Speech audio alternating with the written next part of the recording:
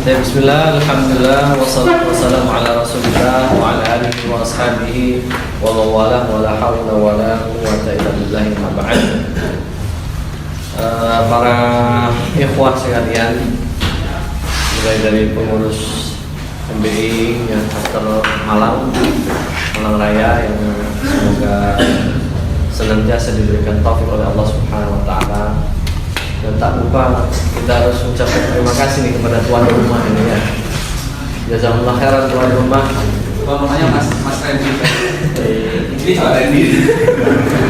Ya, jazakallah khairan, dan disediakan tempat ya. Yang awalnya pengen di depan, di dalam boleh di dalam. Oke lah. Ya, jazakallah khairan, mudah-mudahan dibalas sebaik-baik balasan oleh Allah Subhanahu wa taala. Dan mudah-mudahan di malam hari ini kita juga diberikan keberkahan kita duduk bermajelis di sini ya, tidak lain dan tidak bukan untuk ngopi, kemudian untuk mencari ilmu, untuk menambah wawasan. Dan ikhwah sekalian rahimani wa rahimakumullah, yang perlu kita garis bawahi dari kegiatan kita ini, kita insya Allah ya, kalau masalah ikhlas itu kan masing-masing, dan masing-masing memang harus menghadirkan, wajib sudah.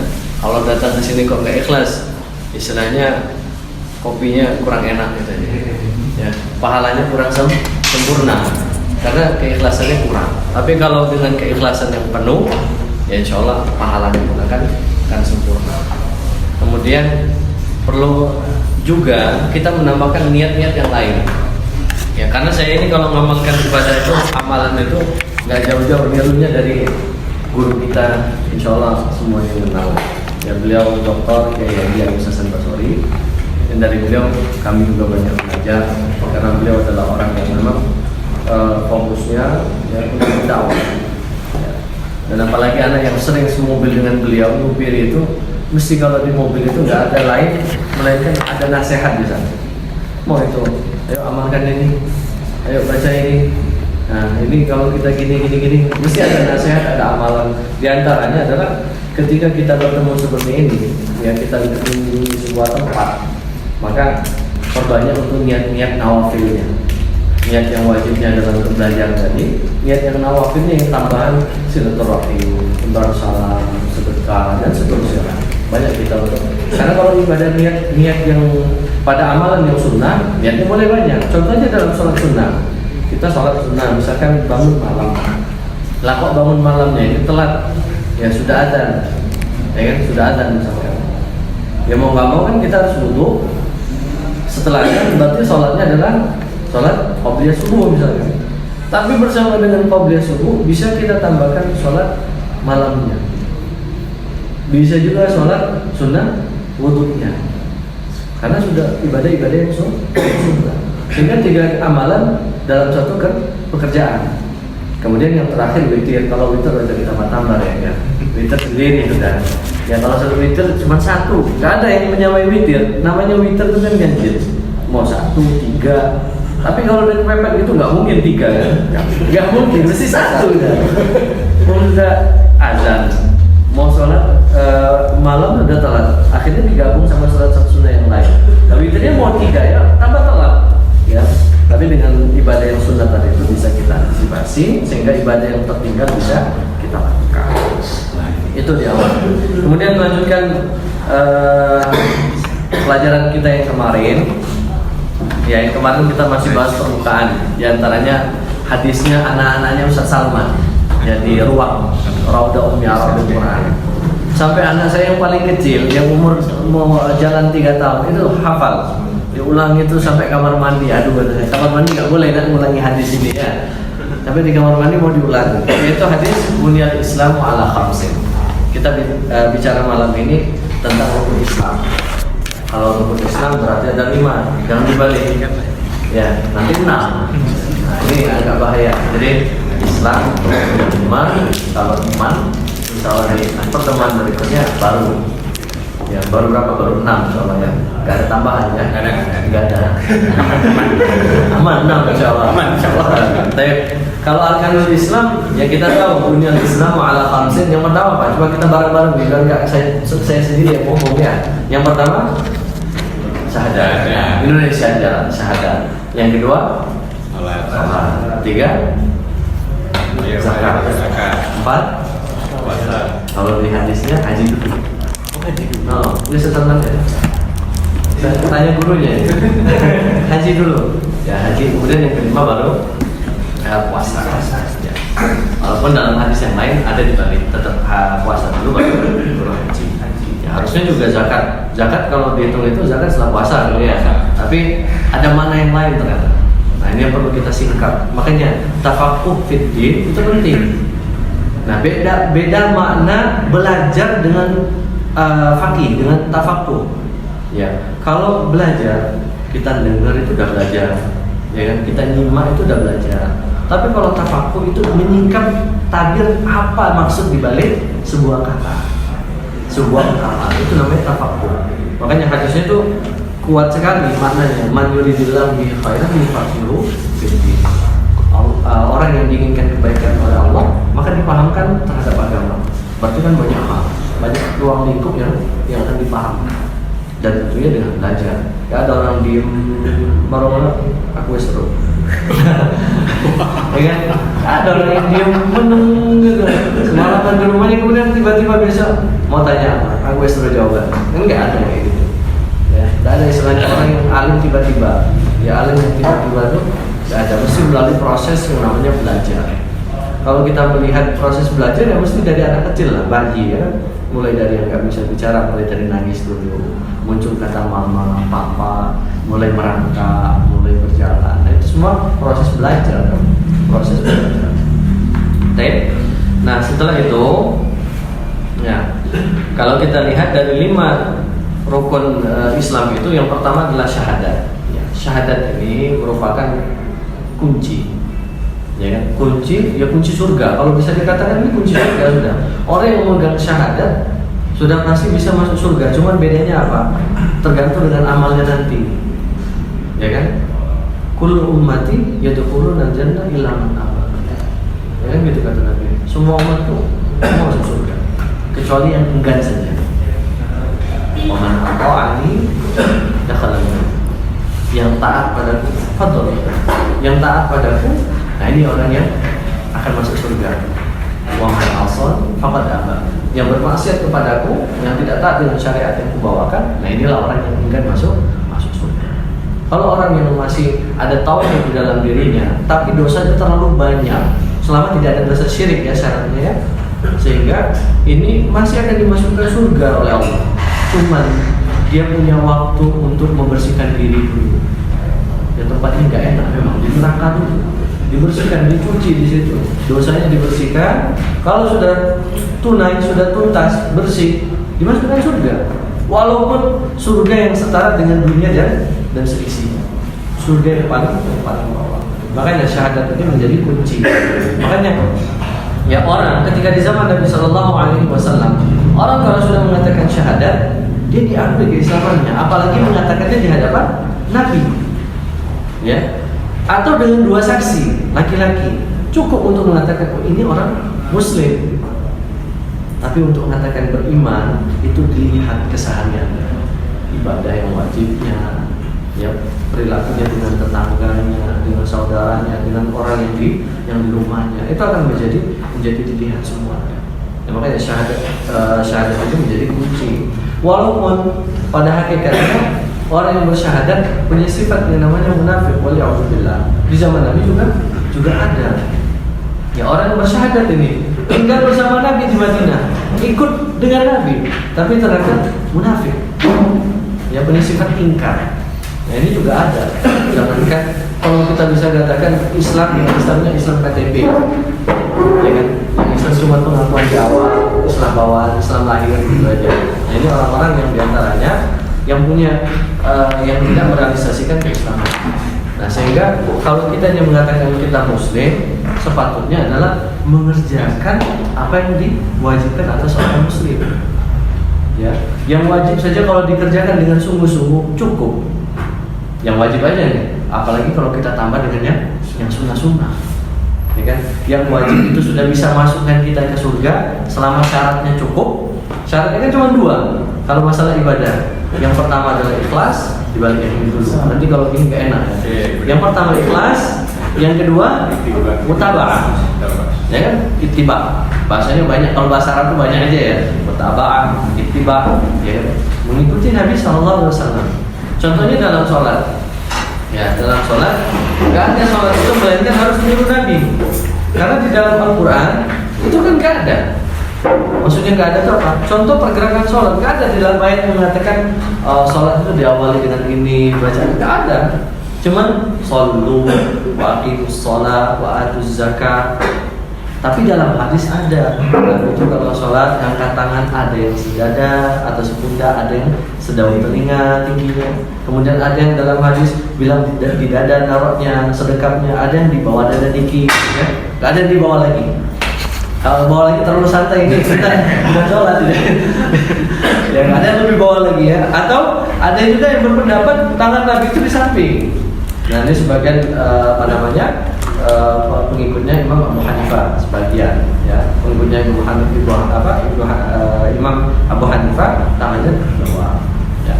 Ini kan pendapat semuanya. Dan contoh-contoh ini nggak ada dalam Al-Quran, dari keterangan hadis.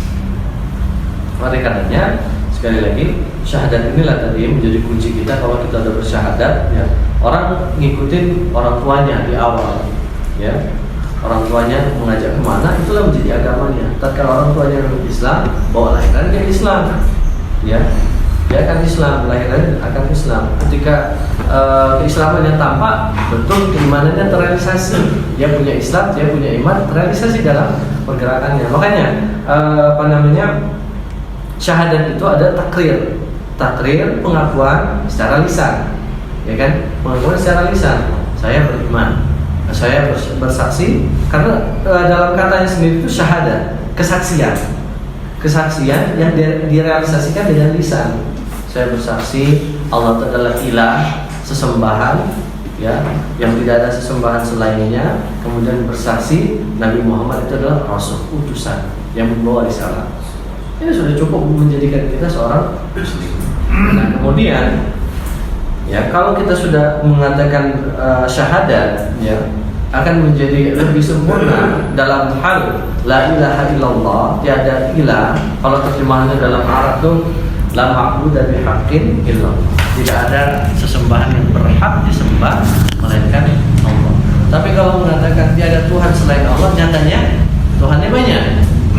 Ya, kita sepakat kan, kadang Tuhannya ternyata banyak. Ada Tuhan yang ini, ada yang ini, ada yang ini. Ya, sehingga lebih baik kita mengatakan tidak ada sesembahan yang berhak disembah melainkan Allah. Itu kalau ketemu sama Syekh, antum bilang gitu, minta teman yang bahasa Arab pintar terjemah, dapat hadiah. Kan biasanya Syekh ada ngisi daurah kan gitu, atau ketika ngisi kajian, ayo pertanyaan, apalagi kalau misalnya tentang tauhid, cukup mengatakan tiada sesembahan yang berhak disembah, tolong terjemahkan, hadiah jawab. Ya, tapi karena kalau bahasa Indonesia belum nggak paham ya kan. Tapi kemudian syaratnya la ilaha illallah, tidak ada sesembahan yang berhak disembah kecuali Allah. Itu adalah harus dengan ilmu, tidak boleh dengan kejahilan. Ya, tidak boleh dengan kejahilan, harus dengan ilmu. Yang kedua, yakin. Ya, yakin. Tapi zahir itu sudah cukup. Karena di zaman Nabi ada ketika perang, ya, ketika perang kan jelas ya, kalau dalam ketika zaman Nabi, kalau orang dia mengatakan saya menyerah, saya bersaksi, ya Allah adalah sesembahan yang berhak disembah, Muhammad adalah Rasul, itu nggak boleh diperangi lagi. Nah, suatu ketika saya lupa sahabat siapa ini, itu mendapati seorang kafir, ya, yang sudah terpojok dalam keadaan darurat genting. Dia bersaksi, dia bersyahadat. Akhirnya Allah, kamu ini main-main ini. Itu bas mati. Tapi Nabi dilaporkan ke Nabi. Nabi mengatakan, tak boleh. Salah itu perbuatan itu. Dia sudah mengatakan kesaksiannya, cukup untuk mengatakan dia seorang Muslim dulu. Masalah imannya belakangan ini. Yang penting ini menjadi hujah. Gak bisa kita membunuh orang yang sudah bersaksi bahwa tidak ada sesembahan selain Allah. Makanya nggak ada sesama muslim halal darah itu nggak ada. Ya, muslim satu dengan muslim yang lain haram darahnya. Kenapa? Dilindungi baik secara undang-undang, ya kalau kita hidup dalam negara ini, kemudian dalam agama itu sendiri dilindungi, betul-betul dilindungi jiwa manusia itu. Nggak mudah untuk meluncurkan darah. Ya. Kemudian yang berikutnya harus ikhlas, yang menafikan kesyirikan. Kalau kita ikhlas billah, maka tidak akan syirik. Kenapa? Karena buktinya ada saja orang yang bertauhid, ada yang orang yang bersyahadat, ya, tapi tidak mengikutkan dengan keikhlasan, sehingga apa? Kesyirikannya ikut, ya kan? Kesyirikannya ikut. Ini yang menjadikan padahal ya syirik ini dosanya besar, diancam tidak akan masuk surga dan amalannya dihapuskan. Ini ancaman yang luar biasa. Yang mudah-mudahan kita semua dilindungi dari sifat syirik ini, amalan-amalan yang sifat syirik ini. Ya. Kita harus ikhlas. Kalau kita sudah mengatakan Allah ilah, sesembahan yang berhak disembah, maka tidak ada hal-hal yang berkaitan dengan ibadah. Syirik ini tentu dalam ibadah ya, ikhwas sekalian. Tidak ada syirik dalam masalah duniawi. Ya, syirik dalam duniawi itu kan, syirik itu kan menyekutukan, menduakan. Kalau istri satu bolehlah dua. Ya itu kan 3, 4, 4. Ya, ini kan menyekutukan juga, menduakan juga. Tapi hal yang halal. Tapi barang siapa yang berani? Yang berani, yang memenuhi syarat. Ya. Kalau yang masih belum, ya jangan ala dengan 2 dulu, 1 dulu. Ya, mudah-mudahan dimudahkan 1. Mudah-mudahan dimudahkan untuk 1, sehingga mudah juga sampai 4.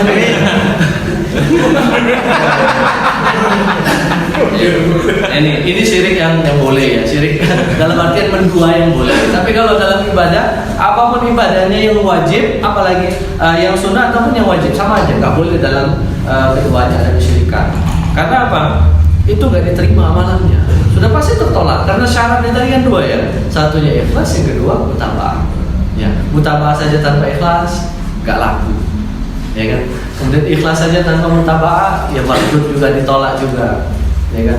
Kita nggak tahu maksudnya apa yang seperti ini, ya kan? Makanya tadi mutaba'ahnya kurang, ya, ngajinya kurang, belajarnya kurang. Tentu kalau kita dengan belajar, seorang kita akan tahu. Ya kita ini anggap aja, ketika kita datang saya nggak tahu, walaupun sudah tahu saya nggak tahu. Kenapa? Boleh jadi keberkahan gitu. Kita sudah tahu makin mantap. Nah, ini yang susah kita dapatkan. Kalau kita datang rukun Islam, wah, top itu. Kira-kira gitu. Ya mungkin naudzubillah kalau di antara kita, insya Allah nggak ada. Kalau saya mustahil nggak ada kan gitu ya. Insya Allah nggak ada. Tapi kalau ada di situ kita hilangkan. Hal seperti itu. Kenapa? Ada keberkahan yang kita harapkan. Ilmu itu kan kalau berkah itu nanti tampak dalam amalannya. Tapi yang berikutnya teman-teman harus jujur, nggak boleh dibarengi dengan kedustaan. Kita jujur bahwasanya memang ilah itu ya Allah. Ya, di dalam hatinya menyimpan yang lain. Karena Allah alimun bidzatis sudur. Allah tuh tahu apa yang dalam hati kita. Jangankan yang kita empat gitu ya, kita pendam gitu. Yang terbesit sekilas saja, itu Allah tahu. Ya, orang mau maling, itu Allah tahu niatnya mau maling. Dalam hati terbesit, nanti mau maling. Contoh yang buruk lah, Allah tahu. Tapi ternyata nggak dilakukan sama dia, nggak dilakukan sama dia. Kenapa? Kalau aku maling, nanti ini, ya Allah lihat. Kalau ada kata Allah lihat, berarti dia ingat Allah. Allah berikan satu kebaikan. Karena ada kata Allah di situ. Dia mengingat bahwasanya Allah itu melihat, dia mengimani itu. Tapi kalau hanya sekedar terus daripada di penjara, ini kurang, ada yang kurang. Kalau ditambah dengan keimanan, kenapa? Kurangnya ilmunya. Kalau kita lihat di sini kan kurangnya ilmu. Kalau dia berilmu, mesti dia mengedepankan Allah melihat saya. Makanya kita harus jujur, nggak boleh dibarengi dengan kedustaan. Kemudian cinta, jangan marah. Ya, kok menyaksikan bersaksi Allah itu ilah, tapi kok marah-marah. Ya, insya Allah nggak ada. Cuman istilahnya memang harus dengan kecintaan. Kita mengakuinya itu dengan kecintaan. Kalau kita cinta dengan sesuatu kan disayang-sayang, gitu ya. Cinta dengan istri disayang-sayang istrinya. Cinta dengan anak geser dikit anaknya disayang-sayang. Kadang agak lupa sama istri. Siapa ini? Benar nggak ada ya. Anaknya tambah lagi, tambah sayang sama anaknya. Kadang apa ya? Fitrah kita itu senang dengan anak kecil. Makanya di Al-Quran juga diwanti-wanti dengan perempuan dengan anak kecil. Kenapa? Fitnah. Ada fitnah di dua ini. Jangan-jangan dengan adanya istri yang cantik jelita, anak yang masya Allah baik-baik, soleh-soleha, itu menjadikan kita lupa. Makanya dibantu-bantu oleh Allah Subhanahu Wa Taala di dalam banyak ayat di Al-Quran. Tapi yang berikutnya ikhwah sekalian adalah al-inqiyad. Apa itu? Ya kita betul-betul berpegang teguh. Ya berkeyakinan dengan seyakin-yakinnya. Kalau kita sudah yakin, jadi pegang mesti keyakinan itu. Prinsip lah. Kita berprinsip sekali lagi Allah adalah ilah, tidak ada yang lain dan tidak akan pernah kita tinggalkan. Yang berikutnya al-qabul, yaitu menerima. Beda ya. Nah ini bahasa Arab. Al-qabul ko ya dengan al-qubul ku. Ini beda makna. Ya. Kalau qabul itu diterima. Ya, menerima atau diterima. Tapi kalau qubul apa itu?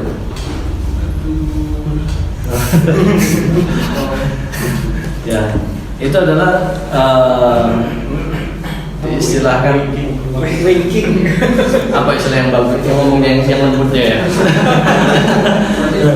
Kubur buat kubur ya, istilahnya gitu. Kalau kubur berarti kemaluan, kalau kubur ya anus ya, istilahnya gitu. Dalam bahasanya dokternya ya, soalnya sopan ya anus ya, kata anus ya normal lah ya.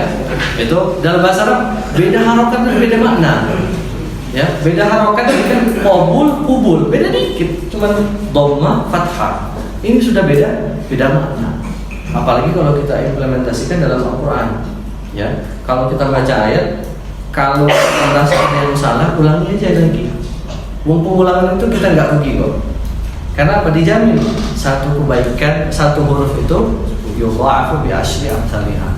Ya, satu huruf itu seperti 10 kebaikan. Maka kalau kita ngulangi, oh aku merasa salah ya, diulangi lagi, sama dapat pahalanya juga. Yang tadi salah, kemudian benar kita dapat kebaikannya. Setiap hurufnya kita dapat kebaikan. Ya, banyak. Al-Quran zikir yang paling ampuh lah, zikir yang paling baik. Selain dengan zikir-zikir yang tambahan, dengan Al-Quran juga zikir yang paling baik. Insya Allah dengan Al-Quran pahala kita juga banyak. Tentunya dengan yakin ya, teman-teman sekalian ya. Ikhlas itu jadi syarat dari ibadah, syarat mati dari. Nggak boleh ada kesyirikan dalam hal peribadatan. Titik. Kenapa? Kalau nggak ada kesyirikannya, kita tuh khawatir sudah amalan dikit kan gitu ya, amalan dikit yang wajib aja merasa nggak sempurna, kok muncul syirik di situ? Apa nggak tambah entek gitu? Entek-entekan, betul habis kita, ya kan? Dan naudzubillah diancam dengan seperti haba mansura. Amalan kita ternyata ketika di akhirat itu nggak ada apa-apanya, seperti debu berterbangan. Kalau kita melihat debu itu kan kalau kayak gini kita mungkin nggak kelihatan, tapi kalau ada cahaya kan masuk itu lewat kaca, ada debu-debu terbang kelihatan. Itu debu itu kalau dipegang nggak ada berat-beratnya. Dan amalan kita dihamburkan seperti itu, nggak ada, ternyata nggak ada manfaatnya kita. Kenapa? Ada isu kita. Walhamdulillah, mudah-mudahan amalan kita semuanya diterima, kita dilindungi dari sifat syirik ya. Kemudian al-kufru bima ya'budu min dunillah. Kemudian kita mengingkari ya, kita mengingkari peribadatan ya selain daripada Allah Subhanahu wa taala. Ini syarat-syarat yang harus kita penuhi kalau sudah bersaksi. Tadi berilmu, yakin, ikhlas, jujur, cinta, prinsip, berpegang teguh ya dengan keyakinan, menerima, kemudian kita ingkar dengan Tuhan yang lain. Ya, kita mengingkar.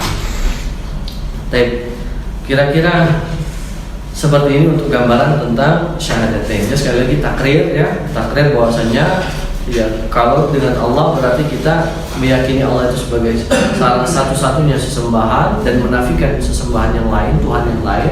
Kalau Nabi Muhammad berarti kita meyakini beliau adalah pembawa risalah, seorang rasul berarti.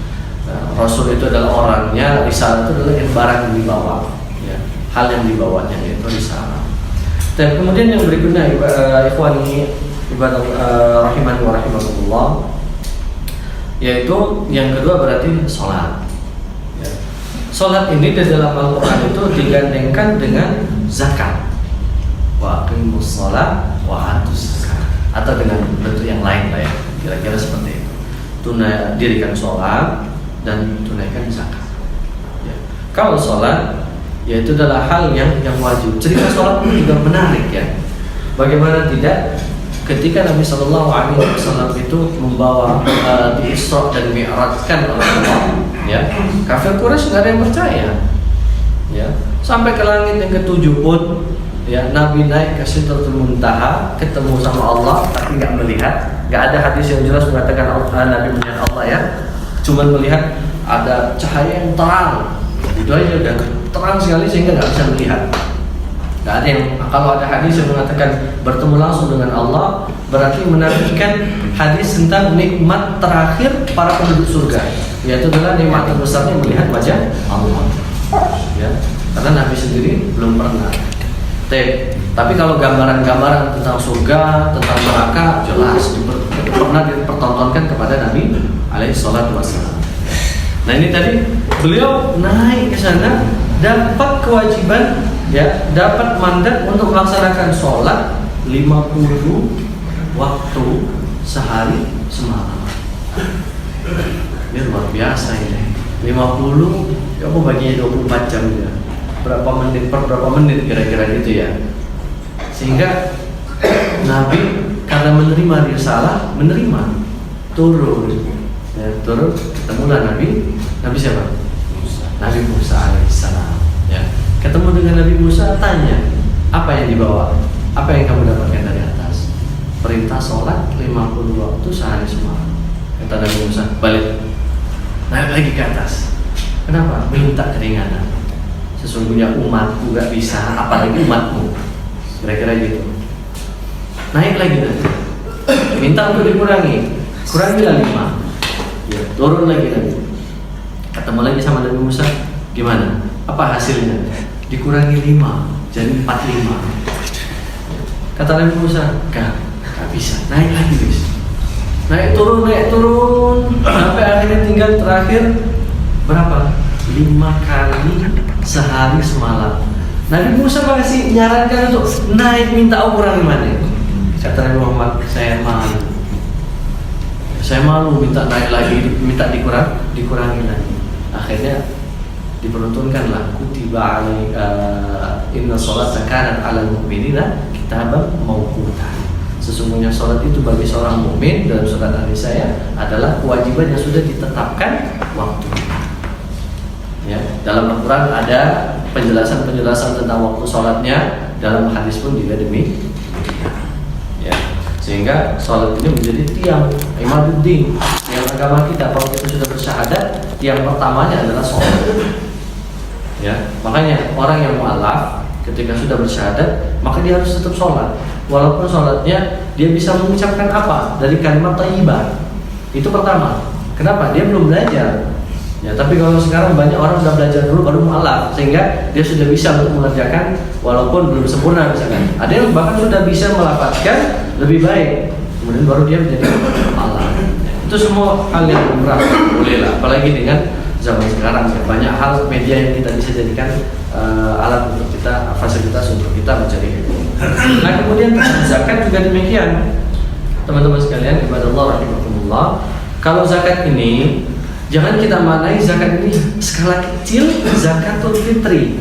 Kenapa? Karena zakat sini hanya menggunakan kata az-zakah.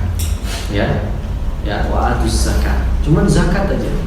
Berarti kalau zakat di sini dimaknai dengan zakat fitri itu masih skala kecilnya, salah satunya saja. Bahkan kalau kita maknai zakat ini kalau dimaknai dengan yang lain maka lebih luas dia. Ada zakat nanti masuk zakat harta itu terbagi lagi. Kalau orang punya perak, ya zakatnya zakat peraknya. Kalau dia punya emas, zakat emasnya. Dia punya harta uang, maka nisabnya ke emasnya. Yang emas nisabnya berapa, segitu yang harus dikeluarkan. Kalau dia petani, ya maka dilihat. Kalau dia dengan air hujan sekian yang dikeluarkan. Kalau dia dengan irigasi sendiri sekian yang dikeluarkan. Ya kan? Kalau kita kita punya usaha, maka zakat daripada hasil usaha kita itu semua harta.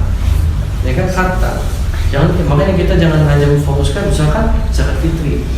Nah, lupa uang yang lain ini, saking disimpannya lama terpendam, gitu sampai lupa bahwasanya punya uang 100 juta, kena nisab ini. Dia sudah kena nisab. Ya, kalau dihitung-hitung dengan yang sekarang. Kalau zakat fitri kan makanan pokok, beras 3 kilo lah anggap sekarang ya. 3 kilo kalau hitung-hitungannya, ada yang 28, ada yang akhirnya udah 3 kilo aja, sisanya infak gitu kan untuk bayar. Ini kecil ya, beras segitu sekilonya berapa? Entah 10.000, 12.000 atau 20.000, sehingga keluarnya nggak seberapa. Tapi harta yang tersimpan ratusan juta nggak dizakatkan, ini yang bahaya. Ya, ini yang bahaya. Kenapa? Zakat itu ya untuk mensucikan harta kita, sebagaimana zakat fitri itu untuk mensucikan jiwa kita. Ya, harta yang kita dapatkan dari cara yang apa tadi itu, kalau dikeluarkan zakatnya, maka harta tersebut suci. Istilahnya gitu, pensucian harta kita. Ini dikeluarkan, baik itu ke baitul mal, baik itu ke tempat yang memang adalah pondok pesantren, panti asuhan, ya tempat-tempat yang memang layak untuk menerima. Ingat, ada 7 golongan yang menerima zakat ya di dalam surat At-Taubah. Ya, 7 golongan inilah yang berhak ya. Hatta kalau teman-teman melihat ada ini orang dari jauh tinggalnya di masjid, jadi takmir, marbot misalkan, ya dia di sini yang mengabdi untuk masjid sendiri, nggak ada keluarga, family, berarti kan ini masuk kategori bisa jadi orang yang bisa menerima zakat, boleh diberikan kepada orang yang seperti ini. Baik. Kemudian yang berikutnya setelah sholat, kemudian ada zakat, yang berikutnya adalah haji, berarti ya Islam yang keempat, atau kata yang lain mungkin mengaturkan yang kelima ya. Haji yang menjadi patokan haji ya, haji itu cuma 1 kali dalam seumur hidup ya, nggak ada kewajiban haji untuk berkali-kali, nggak ada ya, karena man istata'a ilaihi sabila, barang siapa yang punya kekuatan, kemampuan untuk menjalankannya. Dan ternyata betul, semakin jauh zaman semakin sulit untuk haji. Kota Malang berapa tahun nunggunya? 30? Ada yang pernah? 25. Lama. Kalau anak kita sekarang umur misalkan belasan tahun didaftarkan sekarang, bagus. Kenapa? 25 tahun kemudian dia haji masih kuat. Ya. Tapi kalau orang-orang yang sudah sepuh 25 tahun lagi, ternyata umurnya habis. Ini kan masalah jadinya. Yang di rumah ada anak-anaknya masih kuat lah, tapi belum haji, nggak bisa badalin. Ini juga menjadi catatan. Badal haji itu syaratnya diantaranya sepakatan ulama harus sudah haji dulu. Syaratnya. Kalau nggak haji, badalin haji nggak bisa karena harus dia dulu yang haji. Sehingga kalau nggak mau yang haji sudah adanya, ima diambil uangnya dibagi ke warisan, ya kan? Atau tetap dilaksanakan, minta orang yang sudah pernah haji untuk melaksanakan haji. Dan para ulama ada kebiasaan baik dari para ulama itu membadali haji ulama-ulama yang terdengar beritanya belum pernah haji. Ada kisah yang demikian. Jadi ulama-ulama belum haji, ada yang mendengar dibadalin hajinya. Kira-kira kalau mendengar ada ulama yang belum haji, berapa orang yang badalin? 1 orang? Mustahil 1 orang ya. Kalau merasa saya ini muridnya, saya ngambil manfaat dari beliau, mungkin dari kita pun saya pengen badalin masing-masing kita, sehingga banyak muridnya yang membadalin haji untuk beliau ya. Tapi syaratnya tentu mereka sudah faqih lah, sudah paham ya. Tapi kalau kita ya kita tekankan, kita harus haji dulu pertama untuk diri kita, baru berikutnya bisa kita membadalkan haji untuk orang lain, kerabat kita. Boleh nggak zakat untuk orang yang meninggal? Boleh. Ya, ibadahnya diperuntukkan, pahalanya diperuntukkan untuk orang yang sudah meninggal tadi. Tapi syaratnya sekali lagi, kalau mungkin teman-teman lihat di antara yang terbaru itu Ustadz Arifin Badri di Dewan Fatwa Irsyad ya, di TV Fatwa itu menyampaikan di antara syaratnya adalah orang yang sudah haji. Makanya sekarang, tapi teman-teman sekalian ya, membadali haji ini kita harus perhatian. Jangan bermudah-mudahan lah, jangan bermudah-mudahan. Karena sebagian kita mungkin ada meminta untuk badal haji mahasiswa, misalkan sebagian mahasiswa yang ada di Mekah misalkan, atau yang di Saudi lah. ada pendapat yang di antara pendapat tersebut, mereka itu kewajiban mereka adalah mereka sebenarnya bukan belajar saja, tapi belajar yang belajar yang digaji. Mereka tuh disuruh bekerja dengan belajar, diberikan gaji. Makanya sebagian para ulama, ada para asatidz yang mengatakan kalau mereka ingin kuliah di sana itu mereka nggak boleh untuk jadi mutawif. Sebagian mereka, saya pun setuju, termasuk di antara teman saya sendiri nggak membolehkan kalau mereka untuk jadi mutawif. Makanya teman saya sendiri itu berpegang teguh nggak boleh untuk mutawif, murni untuk belajar. Kenapa? Efeknya ada di antara mereka yang melama-lamakan. Ya harusnya udah lulus 4 tahun misalnya kan nambah. Ya, kenapa? Ada mata kuliah yang nggak selesai, harusnya rosip kan ngulang remedial, misalnya ngulang lagi di tahun berapa. Kemudian bersama dengan itu dia kerja dari itu. Nah ini juga menjadi catatan. Sehingga yang afdal, yang lebih baik apa? Orang yang memang tidak terikat, ya baik itu seperti biar umrah dan haji misalkan, yang seperti itu. Bisa kalau memang buka kantor yang di sana misalkan, tapi minta meyakinkan orang yang memang dari sini kantor, bukan mahasiswa misalnya kita. Seperti itu kurang lebih. Kemudian yang terakhir, shaumi Ramadan, puasa bulan Ramadan. Nah kalau puasa dalilnya, insyaallah semuanya hafal ya. Kira-kira apa dalilnya? Kutiba alaikumusiyam. Penting kita untuk tahu dalil, walaupun ini surat Al-Baqarah tapi ayatnya lupa. Apa-apa, penting tahu suratnya dulu. Balik cek lagi, oh ini. Jadi dalil satu-satu misalkan. Ya belajar tuh nggak ada yang langsung pintar ya. Pelan-pelan kita akan bisa. Nah, kutiba alaikumusiyam kama kutiba alal ladzina min qablikum. Diwajibkan atas kalian itu puasa sebagaimana diwajibkan umat-umat sebelum kalian. Jangan tanya gimana kewajiban umat terdahulu, karena tidak ada nas yang jelas merincikan umat dahulu itu puasanya gimana. Sama tadi seperti sholat, ya. Jangan tanya gimana umat Nabi Musa sholat. Kenapa? Gak ada nas yang rinci. Sampai ketika Isra wal Mi'raj, Nabi kan dalam nas dikatakan mengimami para anbiya. Kira-kira ngimami jasadian atau ruhiyan? Maksudnya yang makmumnya ini jasadian atau ruhiyan? Ruhiyan, kira-kira seperti itu. Kita bisa menebak saja, tapi nasnya tidak mendetailkan jasadian atau ruhiyan, tidak ada. Karena memang nasnya cuma mengatakan Nabi ke Masjidil Aqsa mengimami sholat di sana, mengimami para nabi.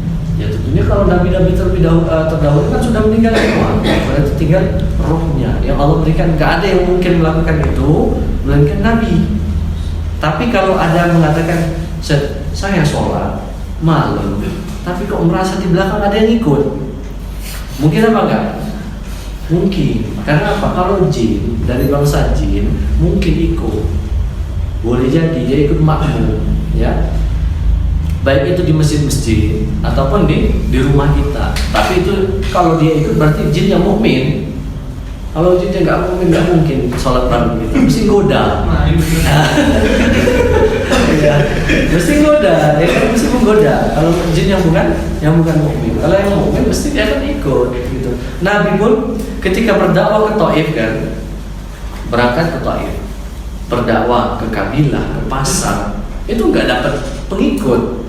Keluar dari Taif juga dilemparin, pakai batu lah, pakai sandal lah, pakai kotoran. Ya, sampai beliau berdarat, mampir di kebun kurma. Di kebun kurma itu turun ayat, Nabi baca. Ya, ketika Nabi baca, Allah menurunkan ayat lagi, memberitahukan bahwasanya ada sekelompok jin yang mendengarkan ayat-ayat yang kamu baca. Berarti mereka mendengar, mereka melihat, ya. Tapi kita nggak bisa melihat mereka. Saya kok bisa melihat mereka, nah, berarti terindikasi. Gitu ya. Berarti ini apa solusinya? Harus dibersihkan. Ya, harus dibersihkan. Cara bersihkannya gimana? Dirunut hidup kita selama umur ini. 20 tahun, 50 tahun. Kenapa? Boleh jadi ada kejadian-kejadian yang menjadi pintunya. Kalau kita sudah tahu, saya dulu gini-gini, saya sedih banget, kan? Itu bisa jadi dia masuk. Bisa jadi dia masuk. Kalau kita kembali ke masalah ini, dalam artian kita kan nostalgia ya dengan kisah-kisah kita yang lama. Bukan untuk nostalgia kemudian senang-senangan. Oh di situ dia masuk. Oh baru tahu aku. Padahal mana menang. Berarti kan dibiarkan untuk dia tetap bersama. Ya. Kalau kita sudah tahu itu untuk ditaubati, ya, untuk kita memaafkan dia yang masuk, kemudian kita keluarkan. Ya. Kalau kata Ustaz Arifuddin Hafizahullah, harus dibatukkan supaya dia tahu ini cara keluarnya. Ya, cara untuk keluarnya, tempat jalan keluarnya. Kalau dia sudah dibatukkan, boleh jadi dia akan tahu, oh ini saya disuruh keluar ini. Mudah keluar. Salah satu kisah, ya. Ini kisah juga, kisah dari Ustaz Abu Hamzah. Ya. Ada syekh dari Madinah, pokoknya dari Saudi lah. Kalau Madinah atau ini Empana, pokoknya dari Saudi ke Alum. Ya. Syekh ini cerita, saya tuh nggak enak, nggak enak bang. Ustaz Agus mengatakan, udah ruqyah aja Syekh, kita ruqyah. Ya boleh ruqyah. Karena kalau di ruqyah di tempat umum kan nggak mungkin lah, ini Syekh kan kita juga berkasih ya. Akhirnya ke hotelnya beliau. Kita di ruqyah di situ sama Ustaz Agus dan Ustaz Arifuddin berdua. Kemudian ruqyahnya betul tadi, ditanya gimana caranya kok bisa masuk, coba diingat-ingat kisahnya. Akhirnya beliau cerita, saya pernah dulu ketika kemah di padang pasir, ya, saya maghrib itu disuruh keluar untuk ganti baju, ya, ganti baju di balik pohon maghrib. Nah, situlah dia masuk. Setelah tahu keluar, mudah keluarnya. Ini contoh bahwasanya memang jin itu bisa keluar kok. Kalau dia ganggu kita, hidup bersama kita, ya kan kalau dalam hadisnya kan jin itu kan ngikutin hidupnya aliran darah. Tapi dia punya tempat untuk bersembunyi sehingga nggak bisa. Misalkan ada yang di telinga, ada yang di hidung, ya. Ada lagi yang di balik di ketiak. Tempat-tempat yang susah. Ya, kalau kita mendetailkan tadi itu pola hidup kita yang mungkin kemungkinan dia masuk bisa kok keluar. Ya, jin itu makhluk Allah, kita makhluk Allah. Ya, dengan kekuasaan Allah bisa. Dan sekali lagi bisa. Tadi sampai ayat jin mendengarkan ayat yang dibacakan Nabi, dia keluar dari Taif tadi itu. Ternyata ya ayat ini ya menjadi pelipur laranya Nabi SAW. Kenapa? Karena beliau sudah putus asa berdakwah ya ke Taif, keluar dilempari, sampai-sampai malaikat gunung pun datang. Ya, wahai Muhammad, kalau kamu ingin ini gunung nih, ya tak jungkir balikkan ke penduduk Taif. Tapi Nabi itu sayang sama umat itu luar biasa. Gak ada yang mengalahkan sayang beliau. Beliau mengatakan, jangan. Saya masih berharap dari anak keturunan mereka. Ya kalau penduduk Taif, ya mungkin juga penduduk Taif ada yang hijrah di Indonesia. Kan banyak orang Arab ya. Mungkin aja ada orang Taif yang di Indonesia. Sehingga di antara kita yang di Indonesia ini atau di antara kita yang di sini mungkin ada yang dari keturunan Taif. Atau nenek buyut kita yang paling jauh ternyata ada yang dari Taif, ya kan? Berarti kita termasuk kisah anak cucu mereka yang ini sampai mana tadi? Saum Ramadan ya, saum Ramadan. Kemudian kalau saum Ramadan maka ketentuannya sudah jelas ya. Memang kalau perbedaan kita di Indonesia yang ma'ruf lah ya. Ada yang tetap berpegangan teguh dengan dalil, ya. Ada yang dengan hisab. Semuanya adalah hal yang lumrah. Sekali lagi kalau masalah kita ingin benar-benaran susah, ya kita ingin benar-benaran saya benar, yang ini bilang benar itu nggak akan pernah bersatu memang.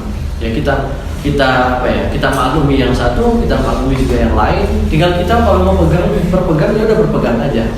Saya pengen ikut yang A, ya saya pengen ikut yang B. Ya, itu hal yang bisa dimaafkan. Kemudian hisabnya pun terserah Allah nanti. Karena semuanya ketika kita beramal, kita mengamalkan sesuatu, tentu kita punya pegangan nih. Imam pegangan kita dalilnya Ustaz, walaupun kita nggak hafal, Ustaz bilang gini, ya saya ikut. Ya, yang ini bilang gini Ustaznya, saya ikut. Ya itu nggak masalah. Tapi kewajiban kita adalah mengerjakan puasanya. Nanti di akhir akan dihisab sendiri oleh Allah Subhanahu Wa Taala tentang kebenaran, benar nggak ikut yang ini, benar nggak ikut yang ini. Karena kalau di dunia ini tentu ikhtilaf itu menjadi hal yang paling banyak kita temui.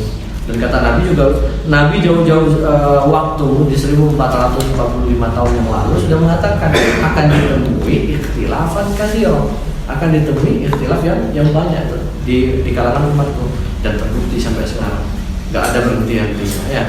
Wasaumu Ramadan. Nah, pada waktu Ramadan ini adalah waktu yang terbaik untuk kita menambah amalan ibadah.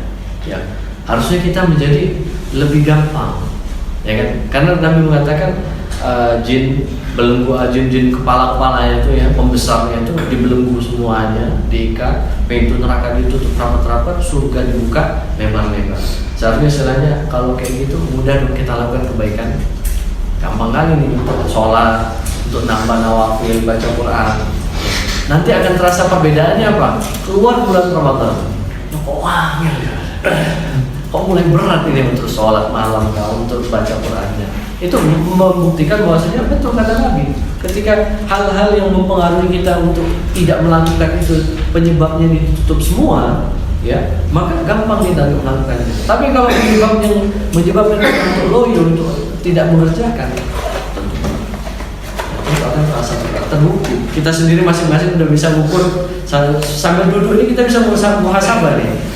Ramadan kemarin iya ya, sholat ikut 10 hari terakhir, wah gimana aku bisa? Saya sholat malam bangun, wah tenang, usai berat udah ya. Itu kita bisa muhasabah sendiri. Tapi ikhwas sekalian rahimani wa rahimakumullah, itu pelajaran kita terkait dengan hukum Islam. Ya, sekali lagi kelima hal ini sudah kalau kita sudah buka dengan syahadat, berarti yang 4 berikutnya adalah kewajiban kita untuk menunaikan. Adapun yang salah satu dari 4 ini yaitu haji, itu sesuai dengan kemampuan. Tapi selama kita berusaha lillah, ya, insya Allah jalan itu ada saja. Ya, ada saja jalan kita untuk bisa melaksanakan haji.